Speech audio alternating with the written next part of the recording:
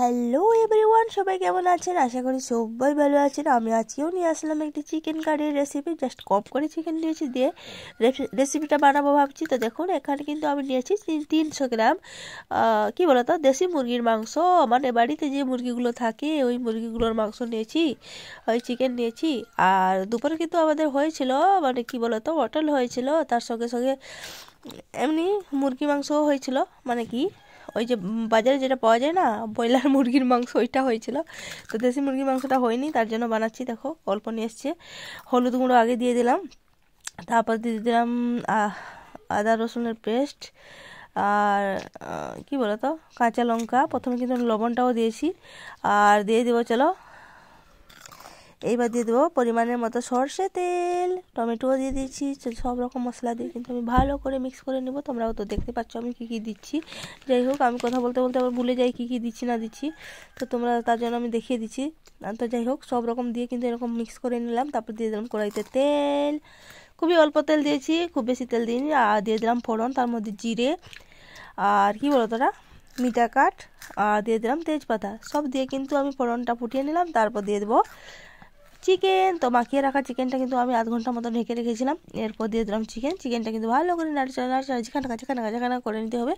তো চলো, এইরকম কিন্তু ঝাঁকানাকা করে কিন্তু রান্না করবেন, দেখবেন খুব খুব খুব টেস্ট হয়। আমি তো খেয়েছি, খুবই টেস্ট হয়েছিল। যাই হোক, তো চলো ঝাঁকানাকা করতে করতে ঢাকা দিয়ে দিয়েছিলাম আবার 5-7 মিনিট মতো। তো দেখো জলটা শুকিয়ে গেছে, একদম সুন্দর মশলাগুলো মিশে গেছে। তো এরকম কিন্তু মাঝে মাঝে নাড়াচাড়া করে নেবেন, খুলে খুলে ঢাকনা, নাহলে কিন্তু লেগে যেতে পারে কড়াইতে। তার জন্য আমি কিন্তু অনেকবার এরকম খুলে খুলে নাড়াচাড়া করেছি। তো দেখো তেল বেরিয়ে গেছে। আর দিয়ে দিলাম কিছুটা লঙ্কার গুঁড়ো। যেহেতু লঙ্কার গুঁড়োটা দিইনি, আমি কাঁচা লঙ্কা ইউজ করেছিলাম। কি বলো তো, লঙ্কা গুঁড়োটা আসলে শেষ হয়ে গেছিলো, তার জন্য তো বাজার থেকে আনলো। আর তারপর আমি দিলাম। আর এখানে দেখো আমি দিয়ে দিলাম কিছুটা চিকেন মশলা। তো চিকেন মশলাটা দিলে কিন্তু খুব খুব খুব ভালো হয়, তার জন্য এবার নাড়াচাড়া করে নেব। এইবার নাড়াচাড়া করার পর কি হবে বলো, এবার কিন্তু জল দিতে হবে, তাই না? এই দেখো তেল বেরিয়ে গেছে। এবার দিয়ে দিলাম ঝোল। তোমরা যেটাই বলো, হয় ঝোল না হলে জল, যেটাই বলো, তো সেইটাই দিয়ে দিচ্ছি। তো চলো, খুবই পাতলা পাতলা দেখাচ্ছে। যাই হোক, আর যেহেতু অল্প মাংস নিয়েছি, অল্প তেল মশলা দিয়ে রান্না করছি, তার জন্য হয়তো হালকা হালকা দেখাচ্ছে। যাই হোক, লাস্টের দিকটা কেমন হয় সেটা তোমাদেরকে দেখিয়ে দেবো। তো যাই হোক, চলো এবার ঢাকা দিয়ে দিই। আপাতত 10 মিনিট আমি ঢাকা দিয়ে দেবো।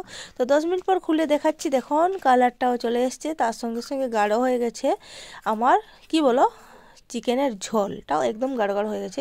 যাই হোক, দেখতে দেখতে খুব খুব সুন্দর লাগছে, তাই না?